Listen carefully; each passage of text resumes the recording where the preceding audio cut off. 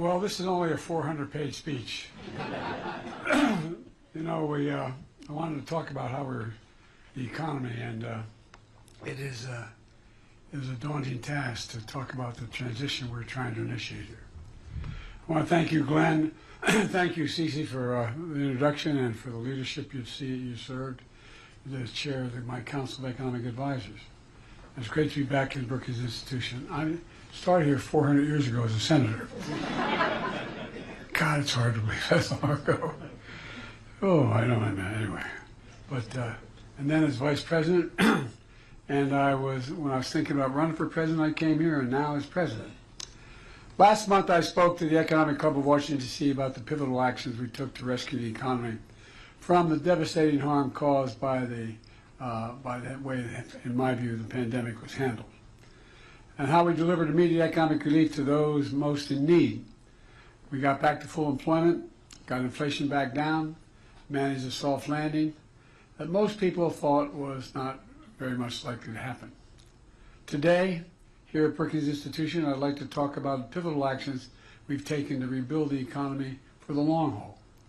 You know, and how we're at a critical, in my view, moment in the direction of the economy is going to take.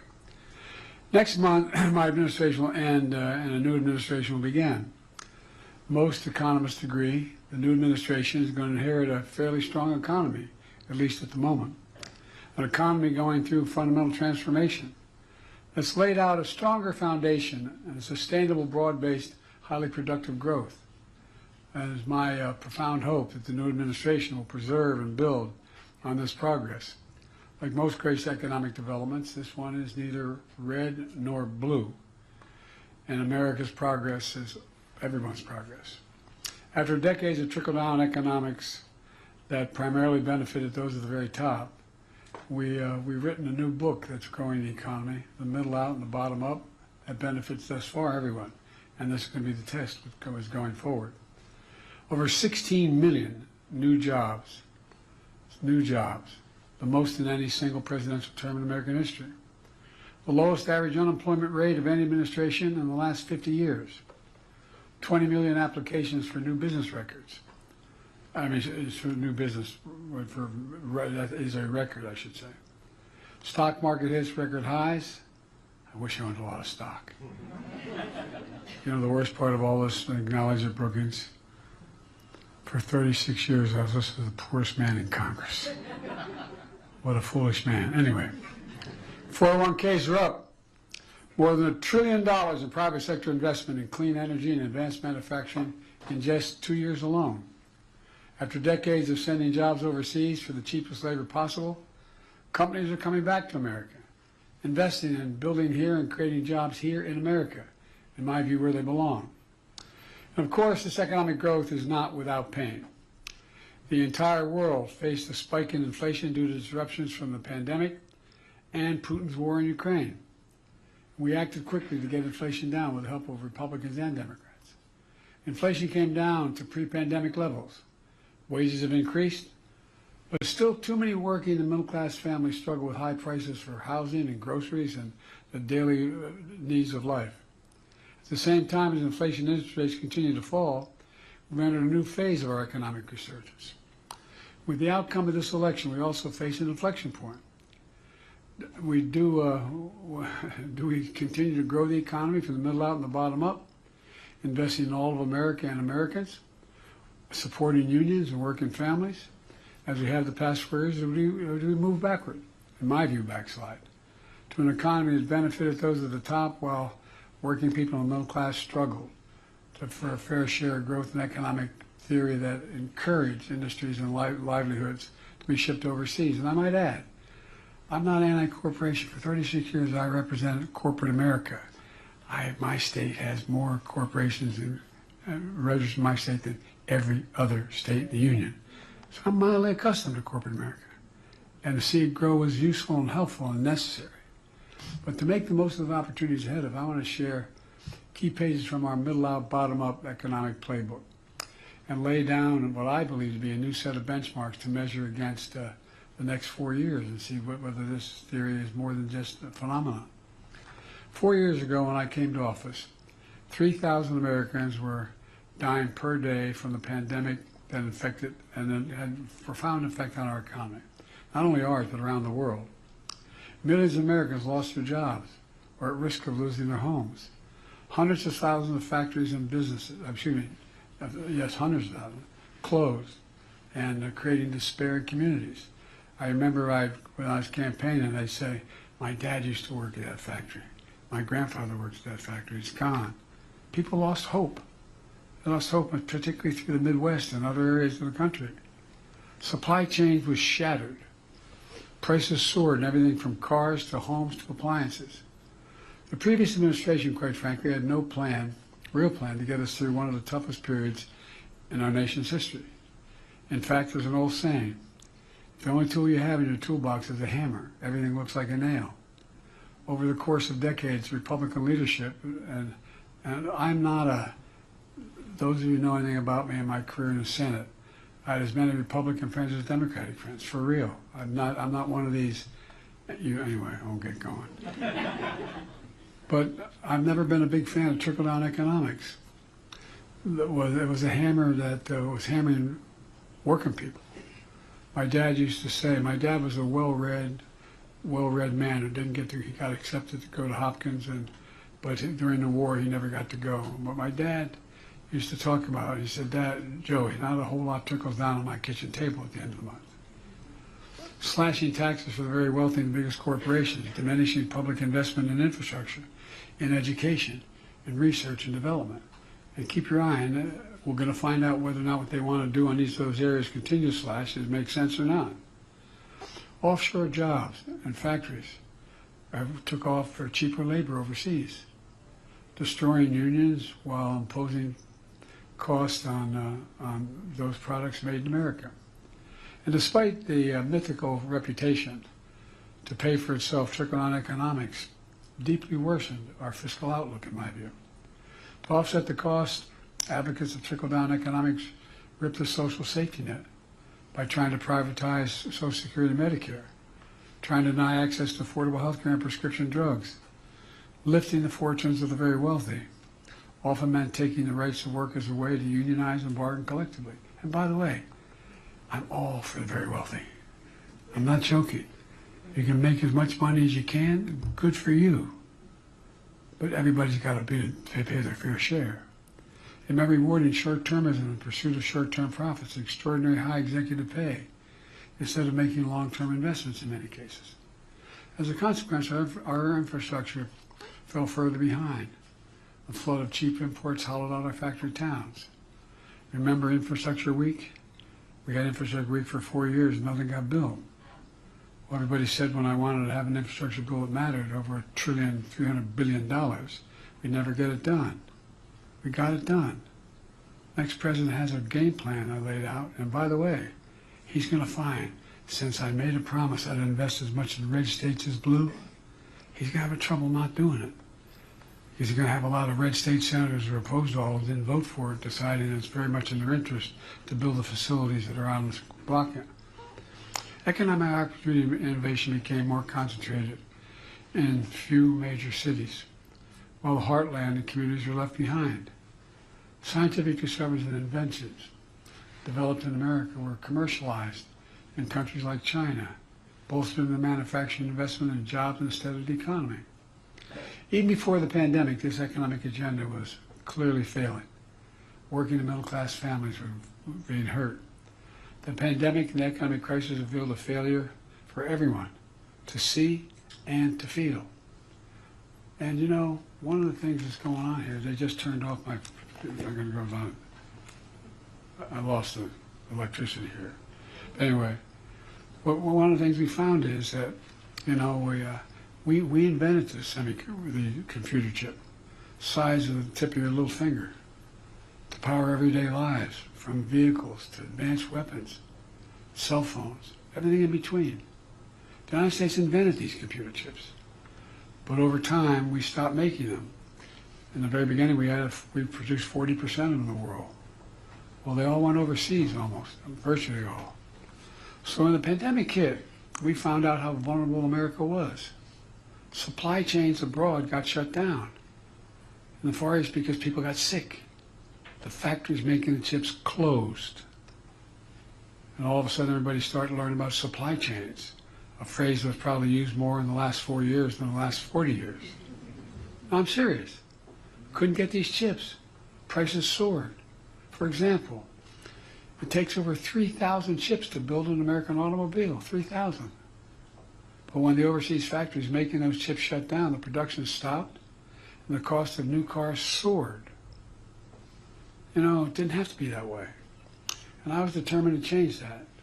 I remember looking at my staff and saying, I'm going to South Korea. And they said, you're what? Oh, you think I'm kidding? See, the guy next to you is a brilliant economist. He didn't think I was so brilliant going overseas. But all kidding aside, I came to office with a different vision for America. That's been consistent with my record, good, bad, or indifferent, since I've been a senator.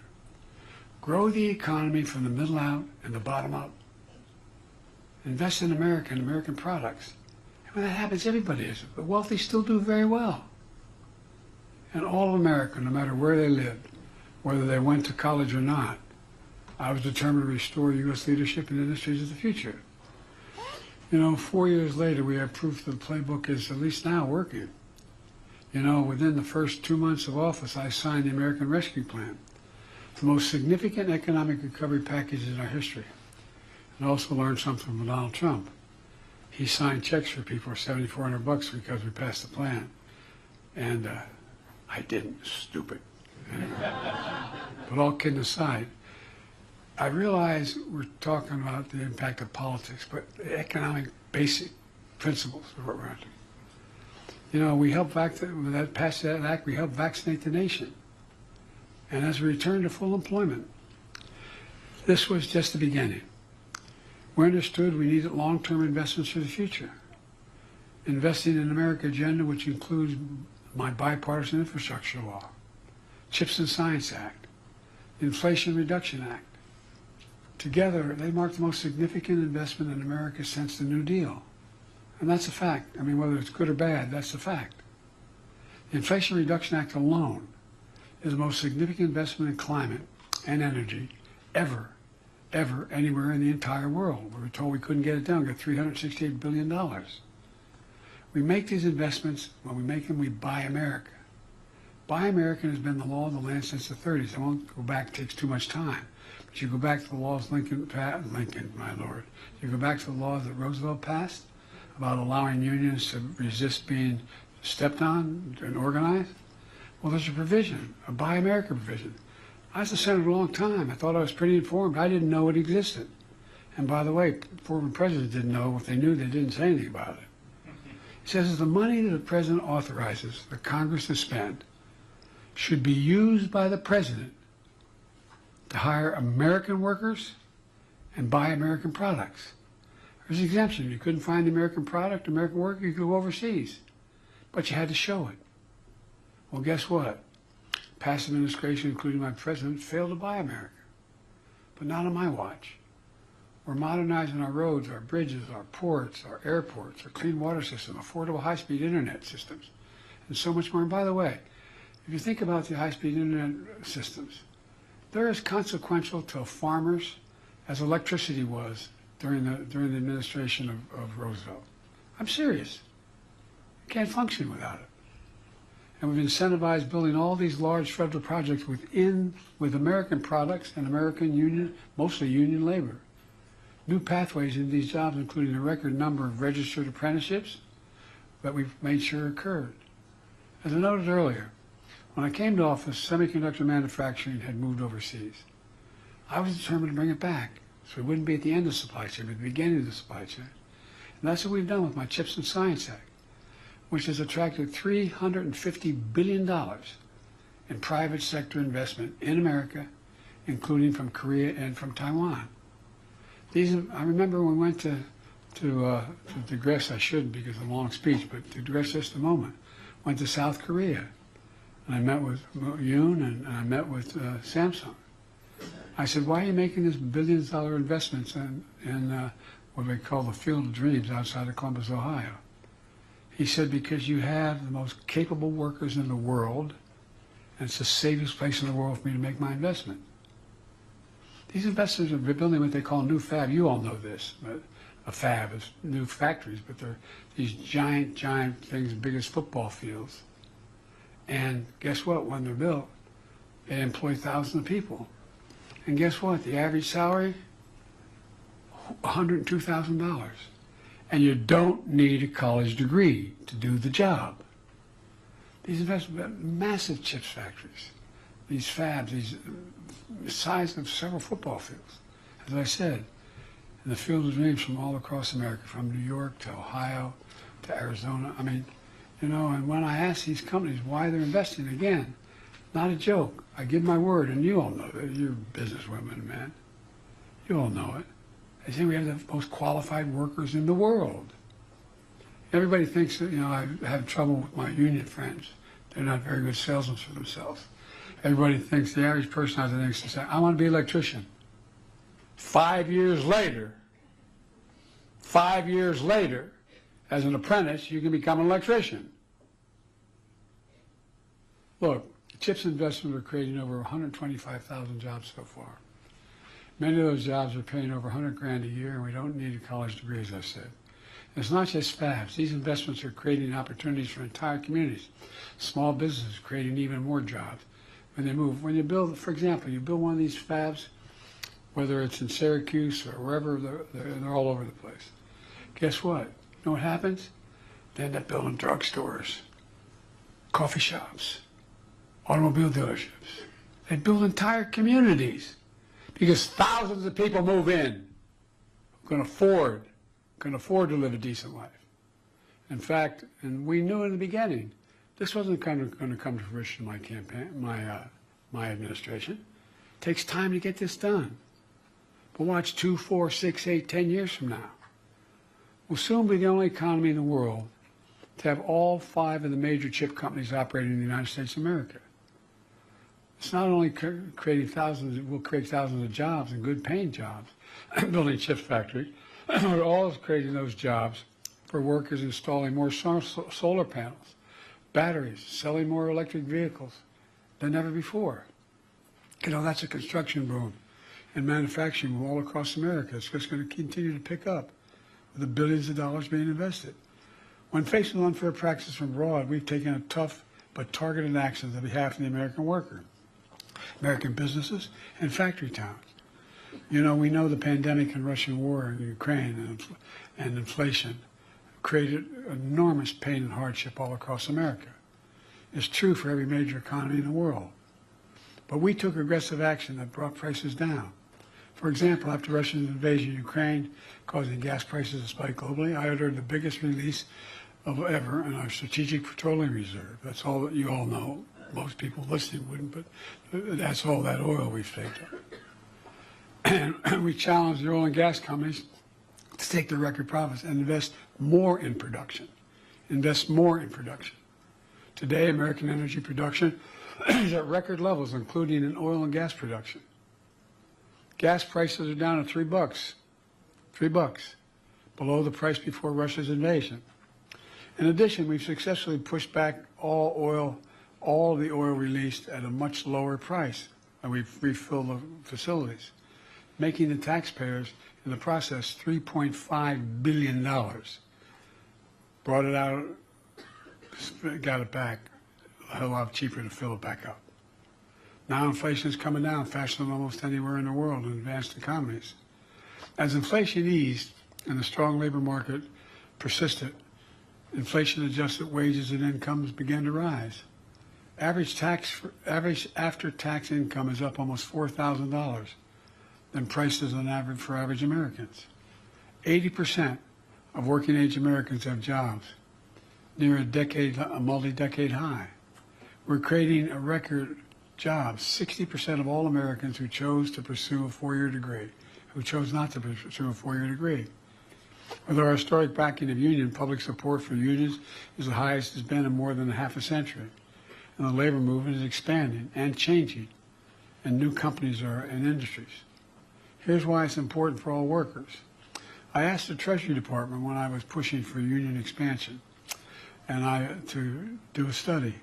They found that when union wages go up, everybody's wages go up across the board. It matters. The middle out, bottom up playbook is also asking that the very wealthy the most profitable corporations, begin to pay their fair share.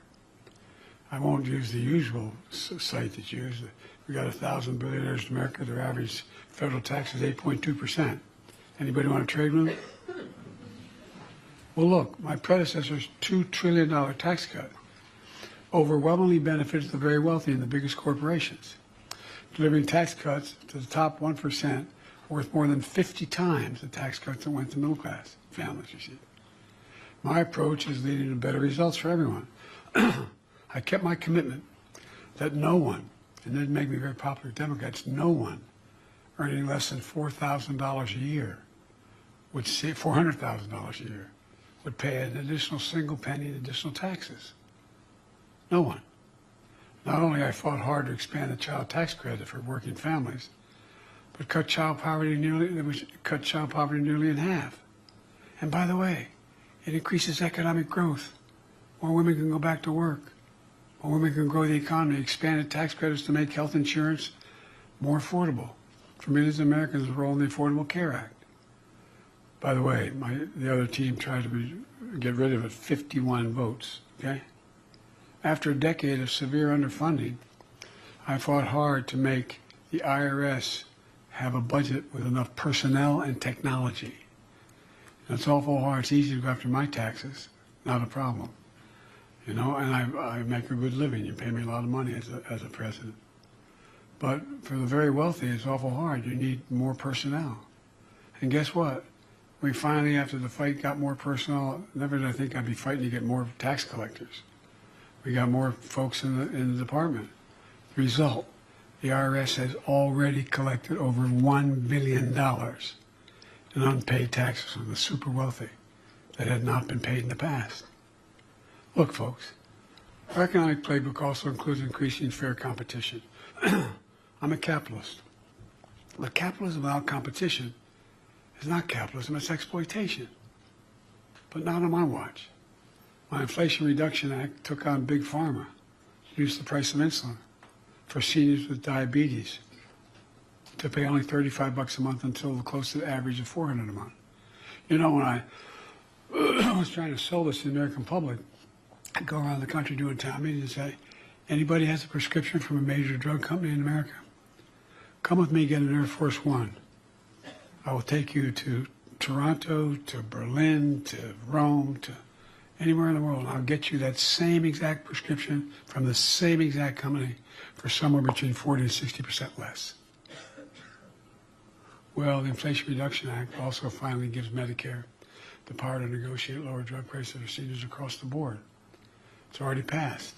Starting next month, out-of-pocket prescription drug costs for seniors, total prescription drug costs, we capped at $2,000 a year, no matter how much they spend, no matter how expensive their drugs. And you all know it, because some of you, like me and others, have lost families to cancer and cancer treatment.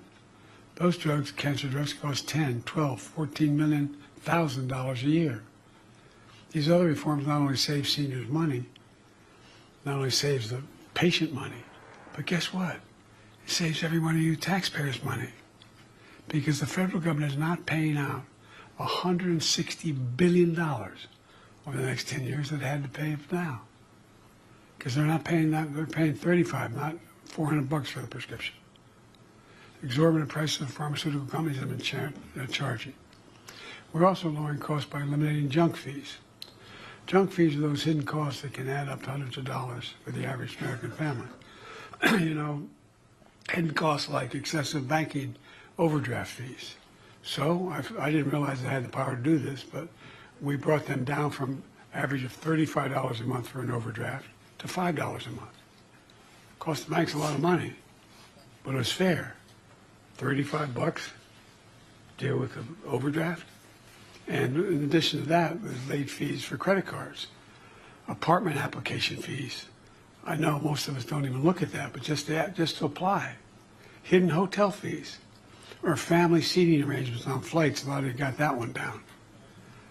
I don't know about all of you, but maybe it's the Irish in me, but I hate being played for a sucker. No, I'm serious. People get angry when they find this out.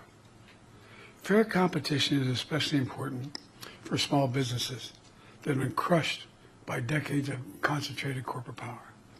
That's important because small businesses represent nearly 50% of the entire GDP of the American economy.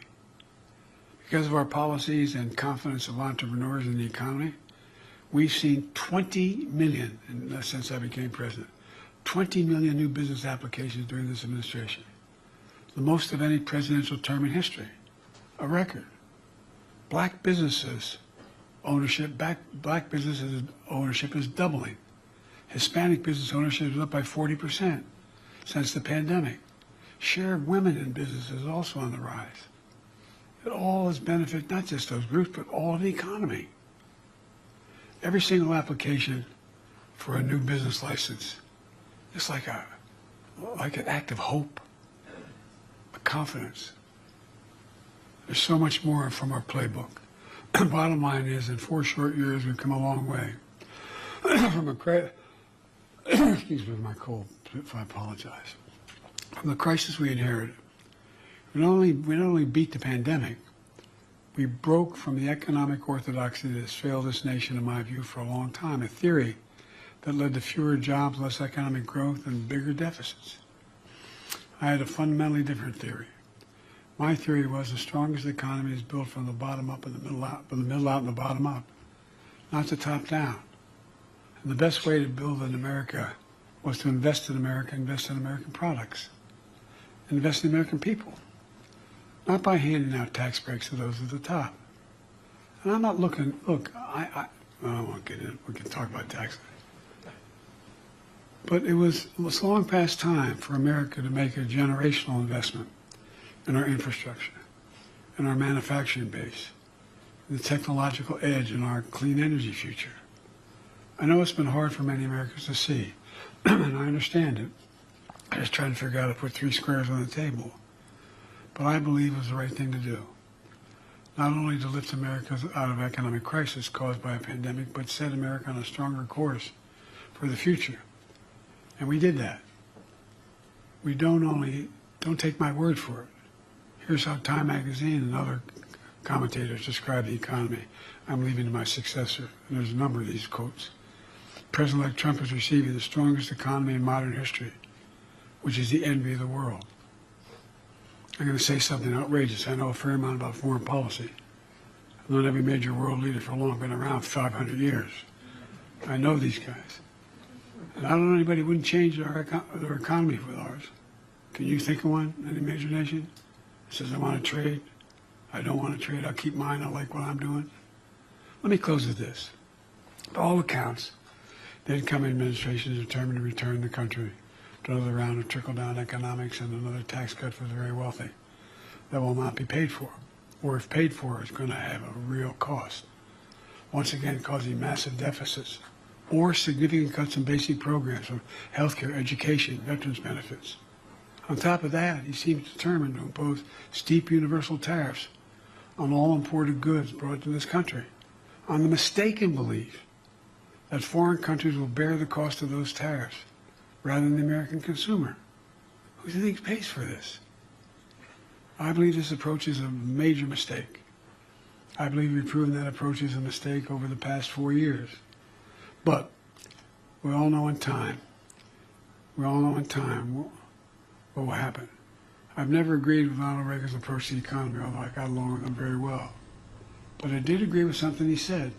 President Reagan said, and I quote, "Facts are stubborn things." Facts are stubborn things. They are. Here are the facts. A set mark of benchmarks, if you will, that we should measure the success or failure of our next 4 years. During my presidency, we created 60 million new jobs in America.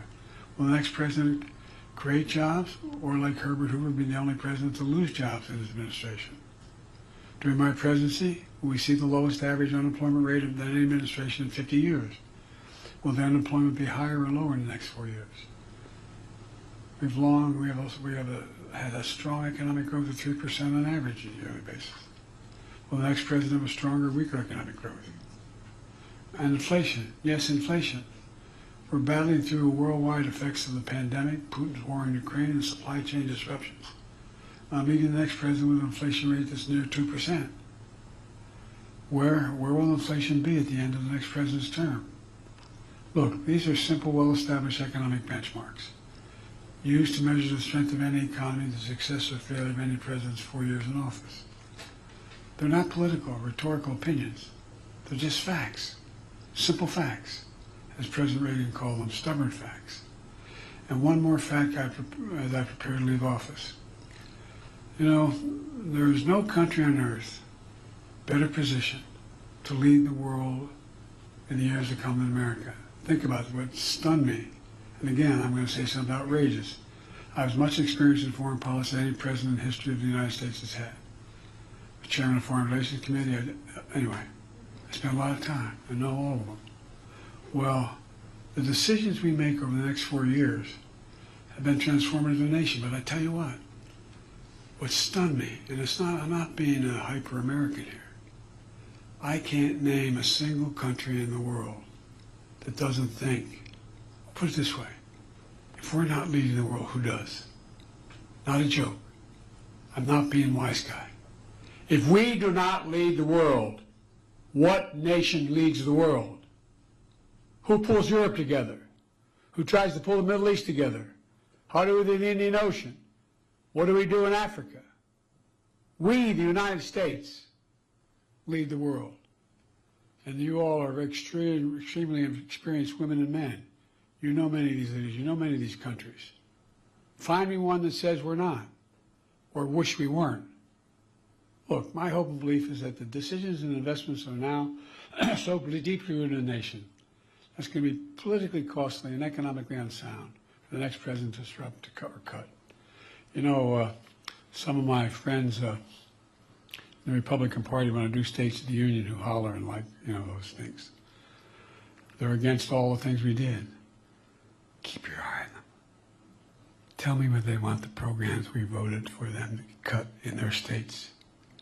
Show me the most conservative Republicans willing to take away the factories that are going to be built in their states. Going to be interesting. Going to be interesting. Look, I pray to God, because I think everybody has an opportunity to reconsider their growth. I pray to God the President-elect throws away Project 2025. I think it would be an economic disaster for us in the region. In fact, consider one additional fact. The historic investments we made went to more red states than blue states. Not a politically smart thing to do, and I knew what I was doing. I knew people would be angry. But the reason they're red states and they need it more is because of the decisions they made. Decisions they made. And geography. Will the next president stop a new electric battery factory in Liberty, North Carolina? Will create thousands of jobs? Will he shut down a new solar factory being built in Carterville, Georgia? Are they going to do that? You know, will we deny seniors living in red states $35 a month insulin? I believe the only way for a president to lead America was to lead all of America. And I believe the economy I'm leaving at the moment, and others could do better than I did.